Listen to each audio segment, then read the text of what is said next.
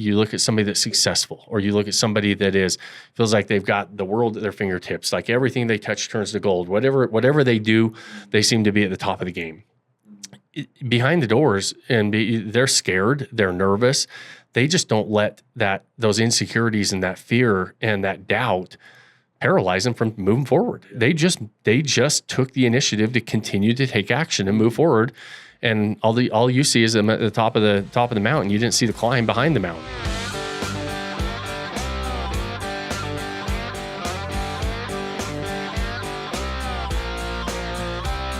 What's up, guys? Welcome back to another episode of the Vacation Rental Revolution podcast. I'm your host, Sean Moore. We're back with Whiskey Wednesday. My main man, Jake Sheehy. Yes, sir. How you doing, buddy? Amazing. Great day to be alive. Feeling great. Great day to be alive. Yes, I like we just start Whiskey Wednesdays. Yeah. A great day to be alive. Feeling amazing. Good stuff. A lot of stuff on today's agenda, huh?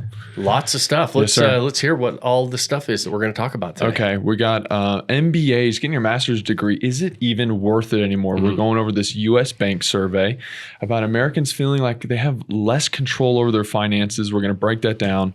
Then we're going into some really good STR stuff. Is it real? Is it true? A secret sauce. What do you think about that? We're going into finding the correct property, rushing into this. Do you need to have a real love for the game, or can you just have someone else do it for you? And then kind of ending on inflation. We've got a lot of stuff jam-packed.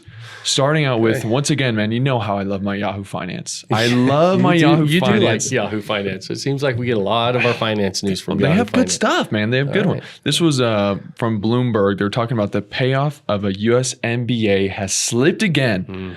A new analysis is saying that it may not be worth it. And, that's kind of been a big sell. At least I would think for a lot of generations, but mine in particular, going to college was a big deal. First in my family, get that 4-year degree. It was huge. You got to go do it. And then now I'm in the workforce and I'm going, everybody cares about experience. No one cares about that piece of paper. What do you think about it? Is this college even worth it? Kind of a tough one. Puts you right into it. It's not tough for me. It's easy for me. It might not be what a lot of people like to hear. I think college is a complete waste of time outside of certain industries. Like you have to go to college if you want to be a doctor or physician, a lawyer. There's certain things. I don't even know if do you have to go to college to be a lawyer. You have to pass the bar. But maybe not. I just think you have to pass maybe. Yeah. I think that there are certain professions. So don't blow up my inbox with people saying you're an idiot. You have to go to college for this. There is. I've been employing people for 20 years.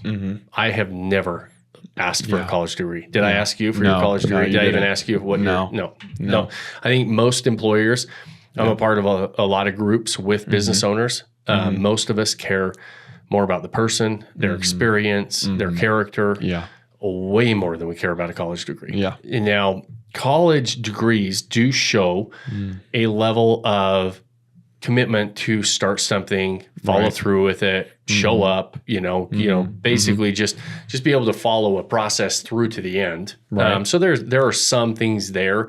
And are there things that you learn? Absolutely. 3 or 4 years doing something, you should learn something. But I mean, I remember I graduated college 25 years ago, and it was, I haven't showed but I've always worked for myself, so that not really applicable. I've never showed my degree to anybody. Right.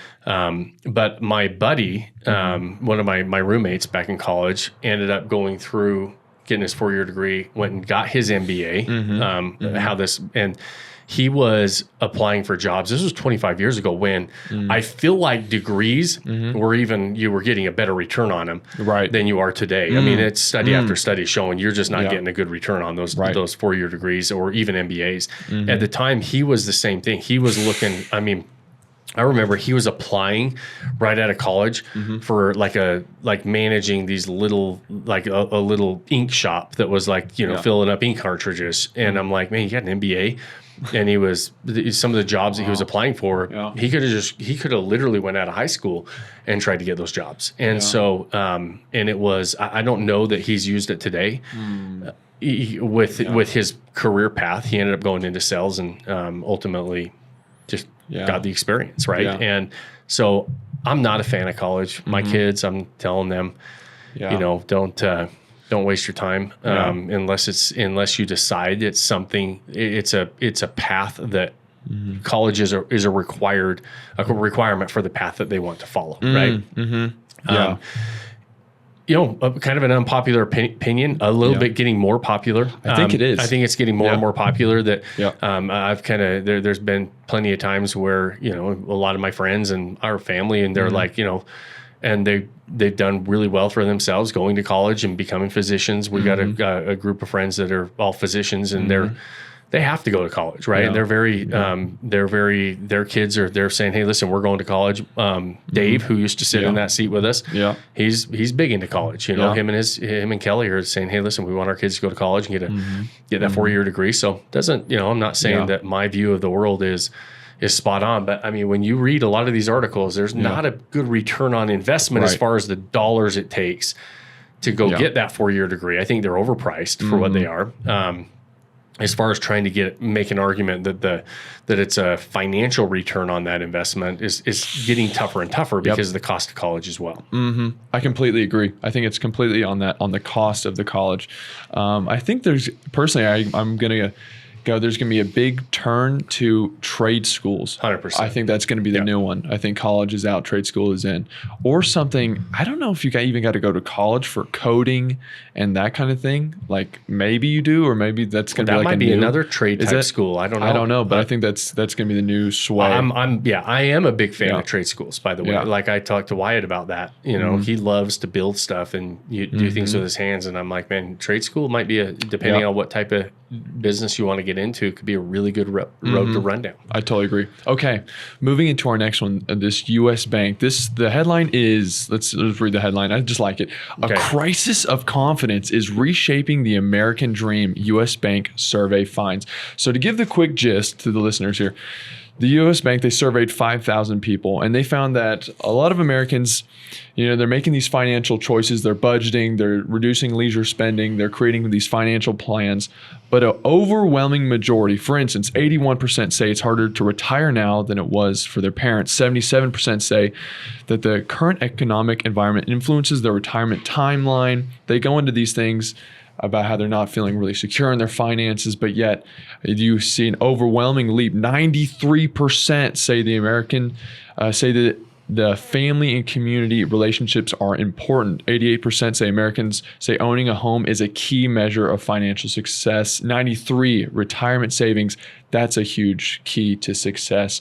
But they're not feeling confident, even though they're trying. So I kind of wanted to go into this, just questioning of, someone who's younger, and now I'm surrounded by successful entrepreneurs, successful people. I want to learn, what they did differently, what they think about this. We hear some older people say they just need to work harder. They need to do things better. So let's start off with this.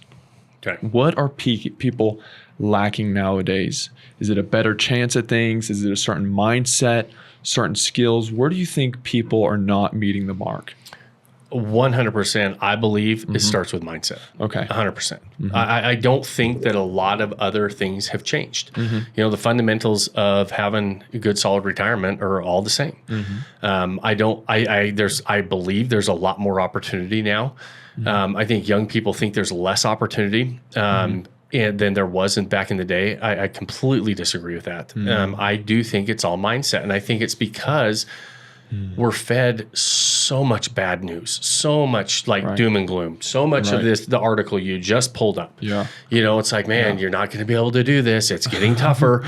Good luck. Back in the day, we were able to buy a house. Well, you can't today. I mean, you hear that over and over and over again. I remember when Teresa and I bought my first house, I had a salary of type into your thing. Okay. What would be my take home pay on a $31,000 a year salary, monthly take home pay? On a $31,000 a year salary. What is my monthly take home pay? What's my monthly take home pay? Because I remember I had a $31,000 a year salary, so my monthly take home pay is $2,500. It is about about $2,000 right there. Yeah. $2,100. Yeah. So I had a take-home pay of about $2,000 a month. That's what I thought it was, $2,100 bucks. And we bought our first house. It was at 9.5% interest, $115,000. My payment was just like about $1,100. $1,100. I had to pay utilities on top of that and everything else. So my housing expense, making $2,100 a month, was about $1,500 a month, and not leaving me a whole hell of a lot extra for car payments and food and everything else, right? And a huge percentage of my income went toward housing, and I look back then and think, okay, that was a huge move that we made. I could have said I'm going to rent for a heck of a lot less than that, and waited and waited and waited, and maybe it was a better idea or not a better idea, but I was just looking at somebody's take-home pay today, and we're looking at it saying, okay, what can they afford? I'm not saying I feel like that's a little overstretching, right? You shouldn't have housing expenses of $1,500 when your take-home pay is 21. That's probably a little bit overboard. Back then, you could fog a mirror and get a loan, so it was actually easier to make bad decisions. Fog a mirror and get a loan. That was in we bought our first house in 2000. 2000, and so we were coming off the .com bubble, and the economy wasn't great. Housing wasn't great. It was right before it started going up, but there was a lot of loan products available, and which led to the big fall off and crisis we had in 2008. And so back then, you could over leverage, frankly, and that was over leveraged. My point of it is you can make it happen if you want to make it happen. And what we didn't have back then was cell phones that were like little computers, and everything single time we turned around, we're hearing something is getting bombed, or something's getting shot up, or something's getting blown up, and the economy's dropping, and the dollar's not worth a shit, and we're going into a recession. How long have we heard we're going into a recession? Dude, a lot. Literally for the last 3 years. When did we start hearing it? Back at the end of 2020 or middle of 2022, when rates started skyrocketing. We're going into a recession. It could be worse than the Great Depression. Buckle up.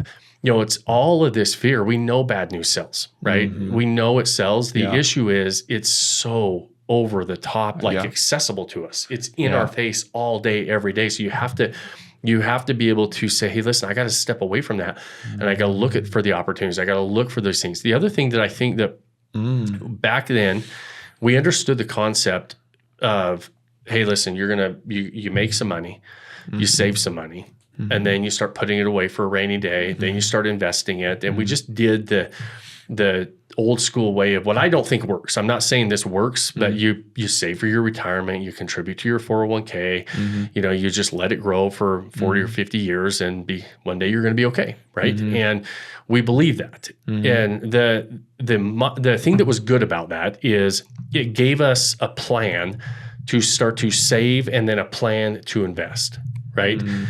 Now we hear of the overnight successes. We hear of the crypto investments. We hear of, when short-term rentals were going crazy, doubling your money in a year, a property just doubling its value in 2 or 3 years because it was skyrocketing in value so much. And so, that stuff is also right in our face. So what we think is okay, I'm not making quite enough right now, so I'm going to double down and take that income, and I'm going to start to invest. We skip a major step. Because in my opinion, there's steps to financial independence. The first step is your active income. You got to make more money. Most people don't have investing problems. Most people start with income problems. And so whether that's figuring out how to make more money in your current job, whether that's changing jobs, whether that's adding a side hustle, we need more money coming in. And we need enough money coming in that we can now live below our means and start to save. This is where I think a lot of people start to struggle too. We say, okay, the next step is not making more money and then investing it. The next step is to start to save it over time. So we build up this nest egg, build up your rainy day fund, build up, X amount of months of living expenses. I would do 6 months to a year of living expenses before I thought of investing anything. And then ultimately, then we start to still continue to live below our means. We got our savings account built up. That third step is the investment account. And we got to look at it in steps in like longer time horizons, not like what can I make in a year or what can I make in 60 days and how can I day trade this stock or this crypto or this thing that's going to give me this quick hit. We have to say, okay, in 5 years, where do I want this to be? In 10 years, in 15, in 20. Like look at a longer time horizon. And that's why when you'll start to get to very much appreciate long-term assets like real estate, for example, tangible assets that are going to go up in value over time. But you start with understanding that it's a 3-phase process of I got to make money, I got to live below my means, I got to save money, continue to live below my means, and start to put money in the bank and not get attracted to go spend that somewhere. Right. And then ultimately, once that is built up, I don't drain it. I start to build up now my investment account. So that third account, and then I start to invest. And you say, hey, how risky do I really want to get here? And the younger you are, the more risky you can be. The issue becomes when you are less risky on the front end when you're young, you're usually so much further ahead of the person that took those big risks on the front end in 5, 10, 15 years because it was just like that slow and steady wins the race, right? You're like, hey, listen, I'm gonna follow this process. But that's not what we hear on the news. It's not what we see on Instagram. It's not what we see in our feeds, like on our computer all the time. We just hear how bad everything is. Right. And when we hear how bad everything is, we start to buy into it. And so, long-winded answer, where it starts, I think, is between your ears. Yeah. Okay. All right. So what stuck out to me was blinders and belief. People back then, they didn't have their phones. They didn't have all this bad news. They were able to focus. They could put blinders on and go, this is what needs to happen. And they were able to focus better. But also you had a belief, in the survey, it's saying that people are budgeting. They're doing less leisure stuff. They're doing financial plans. So they're trying to do things, but they didn't seem to have the belief that it's actually going to pay off later down the road, which it seems like those two things go hand in hand. If you're only seeing negatives all the time, why would you believe what you're doing is going to have those payoffs? Right. When you kind of answered the question number 2, what should people do? You talked about the three categories there. Going into accountability. Who's at fault for this, man? Oh, I love accountability. Is this people, the news, too much news? Is this people just wanting the quick hit of dopamine, picking up the phone? Who's at fault? Is it a little bit everywhere? No, I'll tell you how you can find out who's at fault in any situation. Okay. Go grab this thing called a mirror. Oh, dude. And look in it. Okay.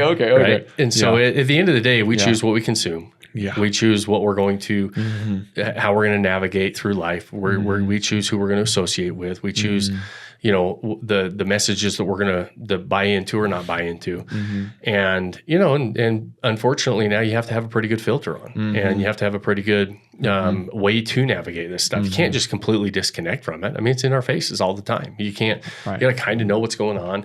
Yeah. You got to still be, live your life and be around people and everything else, but you choose what you're going to, what you're actually going to consume, right? Like I told you, like when we were doing Whiskey Wednesday, sometimes we talk about hot topics. I'm like, bro, I can hardly talk about any of these because I don't watch the news anymore. I literally shut it out because it was just too much. It's like, hey, listen, I'm tired of hearing the same thing over and over and over. Yeah. And just another canned version of how shitty everything is. And it's like I'm kind of done with it. Like I look around and I'm like, man, we're pretty fortunate. We're pretty blessed. And so let's focus on those things. Let's focus on the things that we can go do and make happen. And so who's to blame is that stuff's out there, right? The media companies, they're there to make money. The Instagram influencers are out there to get your attention, and the attention is the new currency.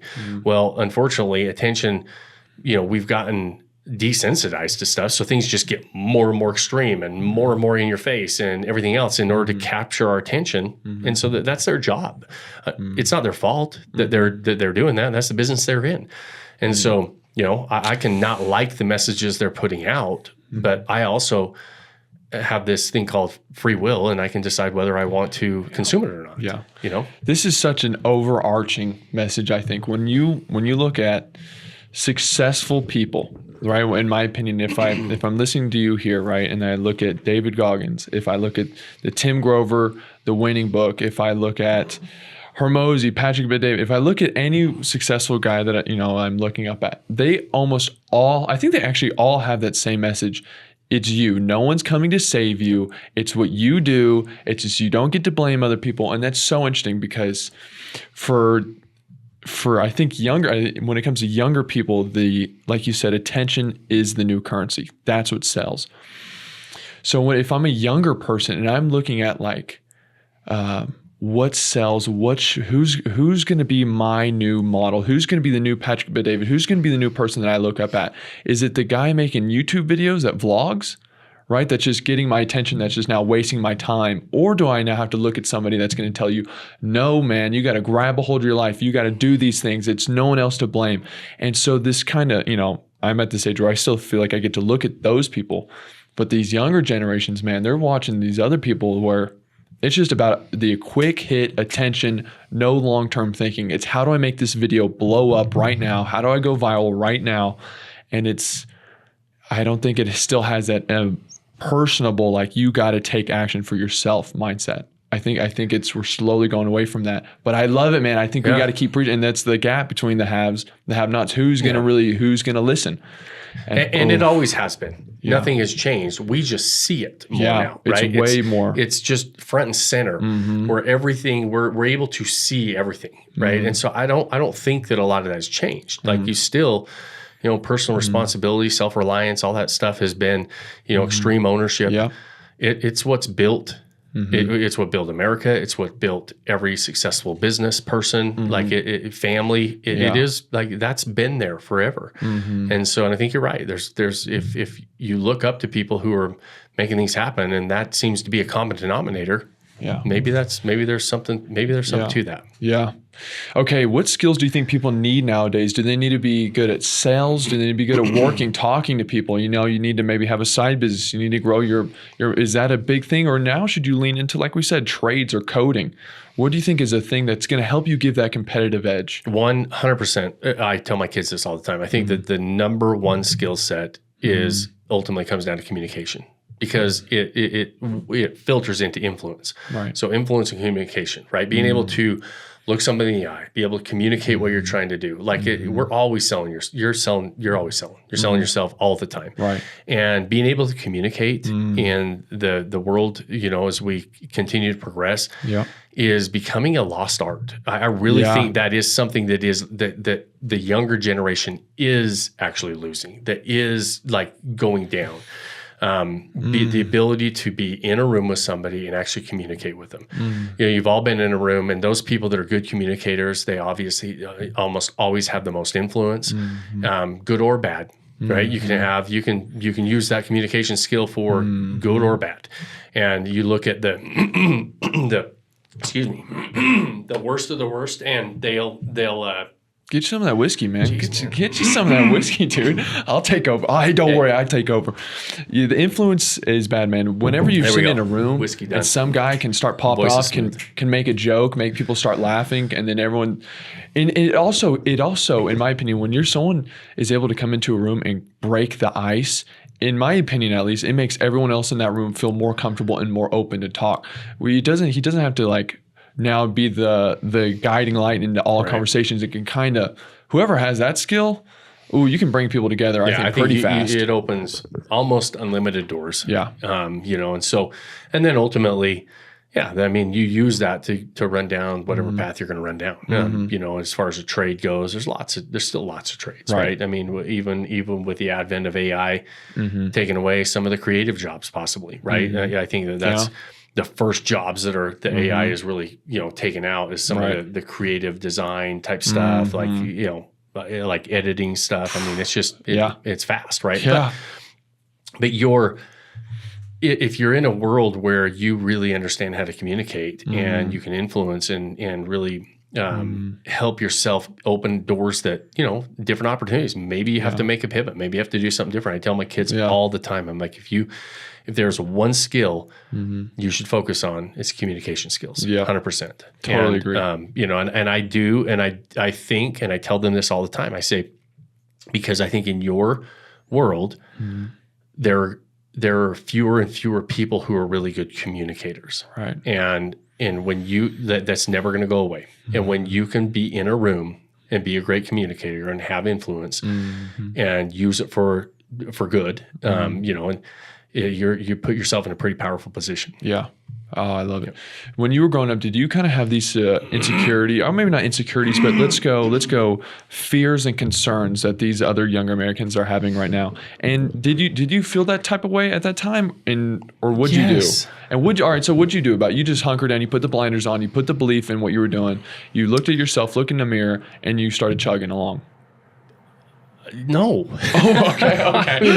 No. Okay. When you're young, you feel uncomfortable and you're scared and you're nervous and you have self-doubt around every corner. Yeah. Right. And ultimately you end up, I will say one thing that I do love about athletics is you learn at an early age to deal with disappointment, to deal with failure. You don't win every game. You don't hit every ball. You don't score every goal.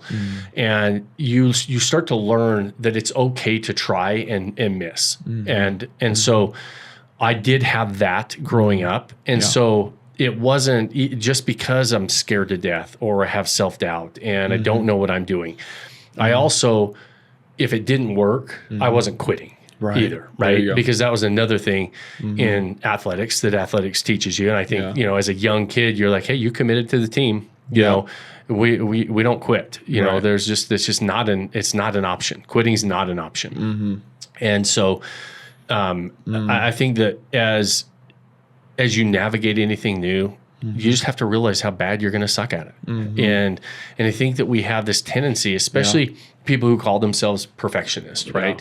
Well, I'm a perfectionist. One, that's just an excuse that you don't want to try to do anything and keep trying. You can be a perfectionist and mess up and realize that if it's the first time that you do something, you're probably going to suck at it because there's somebody that's done it 1,000 times and they're going to be way better than you, right? And so you might be, a rock star in your own world. You might be a perfectionist in one thing, but you go down another path and run down another road, you're going to suck, and it's okay. And it doesn't mean that you like people that, like you look at somebody that's successful or you look at somebody that feels like they've got the world at their fingertips, like everything they touch turns to gold, whatever they do, they seem to be at the top of the game.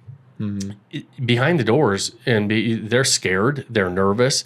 They just don't let those insecurities and that fear and that doubt paralyze them from moving forward. They just took the initiative to continue to take action and move forward.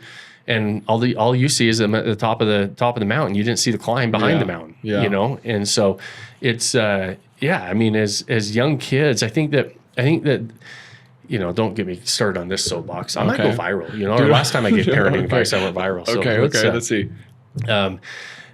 I think that the biggest problem we've had is when somebody is insecure or doubting or they feel uncomfortable, that we've told them, well, maybe you're in the wrong place. Maybe you need to do something different, all the way to the point where we tell them they're in the wrong body. I mean, it gets to a point where we've gone so far to say, hey, no, that's actually normal life. When you're young and your body's changing, you're doing stuff, you're going to feel weird and awkward and everything else. It's no different when we walk into something, that we're trying for the first time. I talk to 60-year-old people that are, they're done with close to the end of their earning career, and they're realizing that, man, I didn't, like we were talking about at first, I didn't set myself up for retirement. I got to do something new, and they're scared to death. But they, you talk to them and say, hey, it's okay. It's okay to doubt. It's okay to be scared. Let's take some action. And it's going to be awkward, and it's going to be, you're probably going to mess up. But it's okay, because it's not going to be the end of the world. And then by the end of the day, 2 or 3 years from now, you're going to look back and say, man, I can't believe where I came, because I knew nothing about this investing. Let's talk about short-term rental investing. I knew nothing about this. And now all of a sudden I look like an absolute rock star.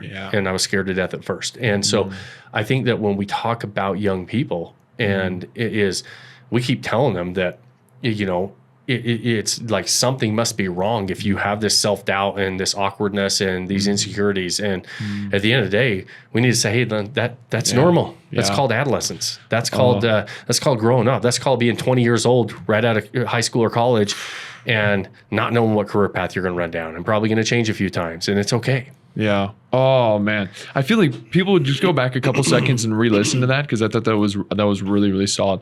It made me think of your conversation with Dr. Ross Marin, the anxiety guy. I'm trying to find the exact number for people to go back and listen to it. It was fantastic though. But what you're saying really resonates, man. I episode 270. 270. There It's you go. reshaping your mind, making anxiety work for you. I totally agree with you. I totally agree with you on a lot of levels. Go back and re-listen to it. But let's jump in, man. We've been here for almost 30 minutes talking about Jeez, this. we haven't talked about short-term rentals yet. I know. So we're going. Okay, so here we go. Short-term rental. Someone comes up to you. They go, I know the secret sauce. I know the secret to doing this. Only I have the key. No. I can see your face. If people aren't watching, this is fantastic. What do you think about these people, huh?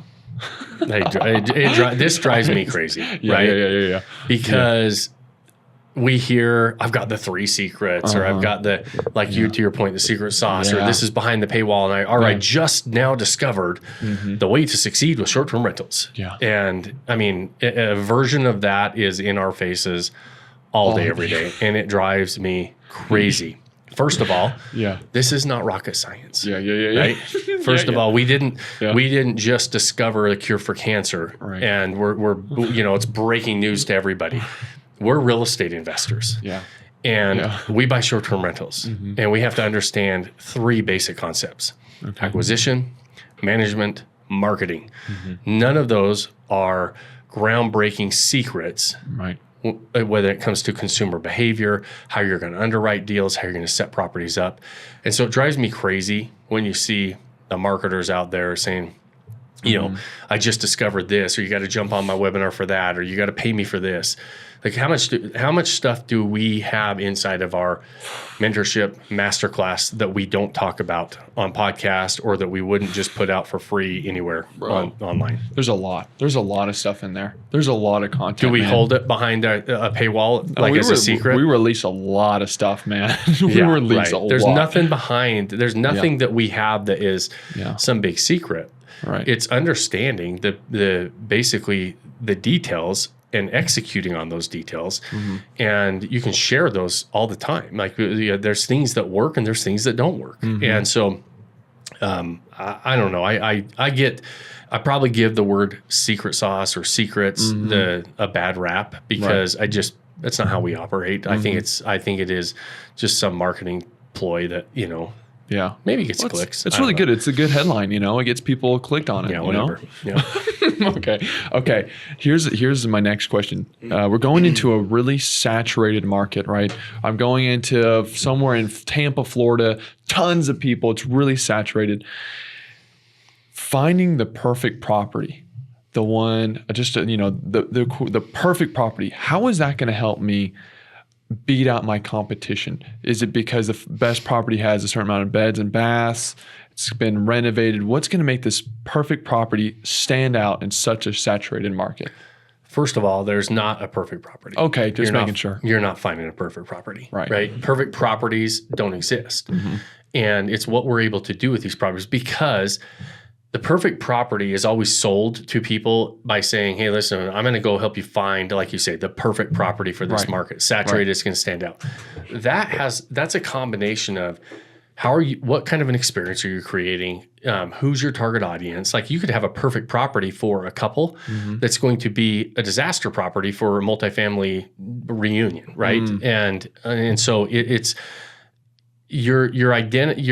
What you're trying to do is put together a perfect experience for a specific traveler, and that's not as property specific as a lot of people think it is. We need to have revenue potential within a market. We need to understand the proximity to the profit drivers, as we call them, the things that people want to go do in the area. I don't want to be 3 hours from the beach and call it a beach house, right?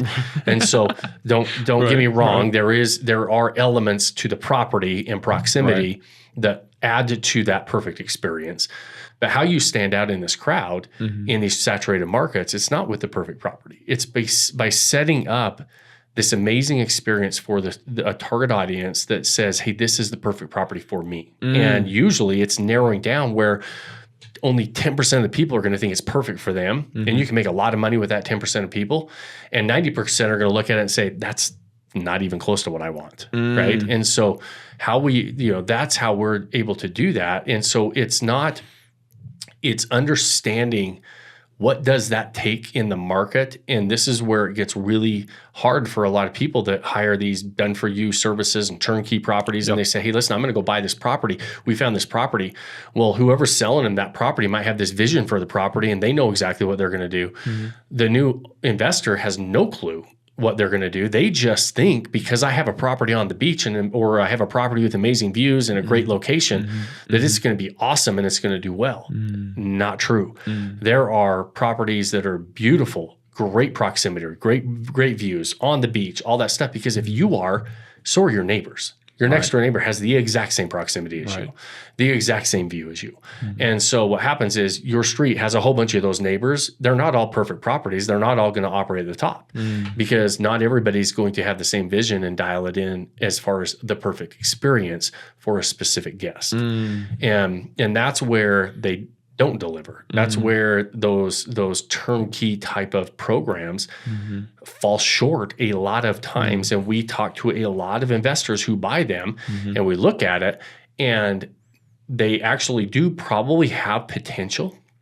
They just fall short because the property in and of itself is not your product. It's what kind of an experience are you able to put together with that property? And so the investor buys this property and they don't understand the back end of it. And then they're getting crushed in the marketplace and they're like, hey, why is your property killing me? You're making double the amount of money I'm making. What are you doing different? We have this, I have a better property than you. Sometimes people have better properties than us and we have more revenue. Because you understand that back end stuff. What really speaks out to me as you're going on about this is how, we talked just a second ago about sharing the secrets. What do we have behind the secret sauce? And I feel like or something that you've done as you built this business that's become really, really good for people, especially that listen and watch the podcast, is we've outlined the complexities of this asset class. Whereas if you just buy the perfect property, you can't think like that's just going to be, you're now at the top. We've talked about the design. We've talked about the photography. We've talked about the underwriting. We've talked about your target audience. We've talked about the amenities. We've talked about so many things. And just the idea of you're going to be able to get this one thing and you're going to operate at the top, that doesn't make sense, especially, we've gone through it. And so you can listen to as much as you want, but I think our secret sauce is we've told people how complex this is in a way. We've shared the truth about it. It's what we go back to and say, it's not a silver bullet. Right. It's 100 golden BBs, right? It's a whole bunch of things to ultimately the cumulative effect of all those things equals really good success. Right. But it's not one secret. It's not one thing that, okay, this is the perfect property for this market. That's not the case. That's a piece of a puzzle. Yeah. Love it. Moving on to our next thing. Some people, the timer's running out. We just hit, we're in September, about to hit October. And people are like, oh man, I hear about this bonus depreciation or these things. I want to get into this. They're rushing to get this property, right? They're rushing to find the one. Some people may have that time thing in their head. What do you tell somebody if they're trying to get to this ASAP? They're trying to do this. I say run as hard and as fast as you can, but slow is smooth, smooth is fast. And what I mean by that is, you do not want to rush into a long-term buying decision. These are major decisions. These are major financial moves when you're buying properties and you're setting them up and everything else. And because you're hitting Q4 and you're like, man, I'm going to get this big tax savings. And I need to have this write-off and I need this and that and the other. And you rush into making a bad buying decision. And those are really hard to go back and erase. And ultimately, you end up selling a property. You end up having to recapture all those savings that you worked so hard to get. And you end up losing money on a property, typically in those situations. And so I always say, do not rush into these types of properties and decisions, but take action. Like be running down the road as hard and as fast. Underwrite a lot of properties. Be looking, because you might find a really good deal doing that, but don't just go rush in and buy something to buy it. And this time of year, Q4 is when we see this more often than not, where we have a lot of properties come across our desk, underwriting desk and the acquisitions desk, and Jacob's looking at him saying, man, he says no to more properties this time of year because there's a lot of properties sent to him that just flat out are not going to be good long-term investments. Okay. Wow, that's really interesting. So do you think people should just wait till next year? No, No, absolutely not. Okay. You for sure should be looking. Okay. You should be in acquisition mode. I mean, you might come across that good property again. Like I would be taking massive action right now, but that doesn't mean there's a lot of markets that are still very limited inventory, and so you could be running down a road as hard and as fast as you want, but just the right property is not coming available. The one that has the right potential for you, for your property goals, is not coming available. But no, we don't. I wouldn't ever sit and wait either. Right. I would say, hey, listen, I'm going to run down the road. You have plenty of time. I mean, quarter four, you could find the perfect property that's fully furnished in December. Yeah. And close on it. I mean, depending on your loan product, I'm assuming you can get the loan closed and done, and it's in service and it's already being rented out. It was turnkey. Might be a really good option in December. Yeah. So I'm not saying wait. I'm saying right now there's a lot of people that are saying, hey, listen, we'll deliver properties in 30 days or 60 days. That's stupid. Like if it takes you 180 days to find the right property, wait 180 days. Right. There's no timeline on finding the right property. If it might be next week, it might be tomorrow, it might be 6 months from now. Right. We don't know. That's why you're always looking. We're in acquisition mode for sure. And there's a lot of investors who have been looking most of the year, and they're getting really nervous. They're saying, well, I have been looking, Sean, and nothing's come available. Well, you don't know if tomorrow the right one comes available. So don't stop looking. Absolutely. You don't want to get discouraged, because it can be discouraging in a lot of markets, because there's a lot of very limited inventory, and wait to see what happens to inventory if the Fed makes a couple more rate cuts and mortgages drop a little bit more. Eventually, that's going to release a lot of buyers into the marketplace, which is going to negatively affect our inventory again. And so it's just a matter, it's a game of patience. It's like, okay, I can't get discouraged. I have to continue to underwrite. I have to continue to look, because I don't know if the right property is going to come tomorrow, 3 months from now, or 6 months from now. I just don't know. And so I have to be in the game. Yeah. Because if you're not in the game, you're going to lose it. Yeah. And so it's a matter of staying in the game and staying aggressive and taking massive action.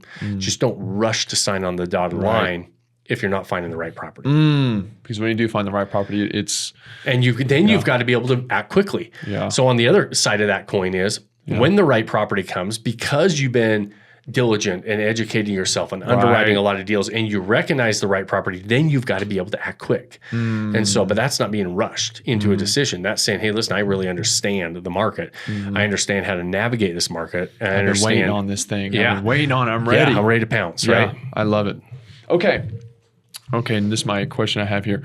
Would you recommend this asset class to anyone who wants to diversify and has the money to spend, or do you really need to love and care for the game? This question came out of the idea of someone getting burnt out, right? They have the money, and so they can just they can get into it and it's fine, but they don't have the best reviews. They don't put the best stuff in. Or does this really require someone to really care about this, to really put love and attention into this, or can you pass this off to somebody else? This asset class is very front end loaded as far as capital and time, as far as like what you're going to need to contribute to it. So should you be interested in the asset class? Yeah. Because now long term, that question sounds like that usually doesn't get us burned out. Okay. That usually is, it's a miserable 3 to 6 months if I hate the asset class. I would never, I call them lifestyle assets for a reason. Real estate's a wide world. There's a lot of really good asset classes that you can build a lot of wealth with. I'm a believer that real estate is the best avenue for most Americans to build wealth because of a lot of the different reasons we talked about. Note pay down, appreciation, depreciation with taxes, and being able to leverage these properties and get a really good return on that leverage. However, there's a lot of roads in real estate to run down. Pick one that you like. Pick one you're interested in. Maybe you like strip malls. Maybe you like something else. Because the burnout with short-term rentals comes on the front end, where it's very intensive and you maybe just don't want to put in the work. And so then you set yourself up to fail from the very beginning, because you're not doing what it takes to succeed in the first place. Right. If you're managing a property, then absolutely you better love hospitality, because you're going to burn out really quick when you're dealing with check-ins and check-outs and having to actually manage a short-term rental. I don't manage my properties. Never have. don't ever plan on it. I hire managers on my properties because that's not a part that I love. I love owning these properties. Right. I love visiting them. I love saying I have a mountain house, a beach house, whatever, like the desert we like to go down. Like I like having these different types of properties. I don't like managing them. I don't like dealing with check-ins and check-outs and turns and everything else. So I don't do it. Right. So I don't get burned out on them in that sense. But yes, if you're going to be, I tell people all the time, do not manage properties to save money. Right. Manage properties because you love hospitality. Otherwise, that burnout happens real fast. Yeah. Okay. I think that's where the root of it comes from. So, okay, you answer. All right. Last question here. Thought of this over the weekend. Are STRs impacted by inflation? Do investors need to care about inflation? That's the main thing. I go, if inflation is hurting the general public and the general public is the one booking your property, do investors care about inflation, or is this kind of no? Because we've seen in the past before, no matter how much people are spending or things are shut down, people love to travel, right? We saw that number. It continues to grow up. Yeah. So let's assume consumer spending stays at least where it's at. Right. Okay. We keep seeing it grow. Well, let's assume it just kind of stays where it's at. There's a lot of this is a mainstream asset class. People are going to figure out a way to spend money on hospitality, short-term rentals, right? And so, but inflation is, inflation just by definition is that, there's more money or you have to pay more for the same thing, right? And so it actually helps your revenue because now all of a sudden your $300 a night property is charging $400 a night because your dollar doesn't buy as much, right? So now I got to pay more for the same thing. Same is true with properties. Properties, when we're in really inflationary times, all of a sudden those properties have a little bit of a forced appreciation a little bit, right? Now all of a sudden your $500,000 doesn't buy you nearly what it used to buy you, right? And so because of inflation, it actually makes it seem like those properties are appreciating as well. So you actually get the benefit of it because of let's say you have 5% inflation. That's high, right? I can do 5% numbers in my head easy. So let's say you have 5% inflation, and that property all of a sudden that $500,000 property goes up to $525,000, right? But I only had $100,000 down on that $500,000 property. So my buying power dropped by 5%. So now my buying power is only, that $100,000 is only, next year is only going to buy me $95,000 worth of stuff, right? Instead of $100,000. However, the reason it's a hedge against inflation is because my $100,000 is parked in this asset that went up $25,000. So I net lost $5,000 buying power with my $100,000, but because it's in an asset that went up $25,000, my net positive is still a positive $20,000 on that return. Does that make sense? That makes total sense. I see it. It's a hedge against inflation as well. So that's tangible assets and property with leverage. And that's just not just short-term rentals, that's real estate in general. That's why they always say it's a great hedge against inflation. So in inflationary times, we really like tangible assets like real estate, especially assets that we have some leverage in. Because it allows you to park your money in a vehicle that's going to make, well, I shouldn't say vehicle, but I mean, you're going to park your money in an asset that's going to grow. Even as inflation grows, that also helps counteract in a way. Yeah. Wow. So even though inflation's going up, because if inflation is truly going up across the board, then your buying power of your dollar goes down. Right. And so now I have to spend more money to buy the same thing. Well, that more money to buy that exact same $500,000 asset next year, I have to spend $525,000 in that example to buy that same asset. So it looks like appreciation, and really it's driven a lot by inflation. What a good episode today, man. We covered a lot of stuff. We did cover a lot. 47 minutes, man. We went into some good stuff. This is educational, huh? All right. I like it. Good. That was it. That's all I got. Okay, we'll wrap up, guys. We appreciate you spending 47 minutes with us. It's a longer episode. We know how valuable your time is. We appreciate you spending with us. And so at the end of every episode, I ask you 2 favors. We don't run ads or sponsorships on this show. The only way it grows is if you guys like it and share it. If you know somebody else would like to be a part of these conversations, share the show. We appreciate that. And if you have more than 30 seconds on whatever platform you're watching or listening on, give us a thumbs up or a review. We always read them and appreciate them. And the final, most important thing I ask you at the end of every episode, pick that one thing you can do today, start building that life you don't want to take a vacation from. Cheers, my friends. Cheers, buddy. Cheers. Thanks for joining us on this episode of the Vacation Rental Revolution podcast. Share this with other people you think need to hear about it. And don't forget to subscribe and leave us a review. Hey Grace, is there a website? Yes! For more amazing content and expert advice, visit Vodyssey.com. Thanks for listening, and we'll see you on the next episode.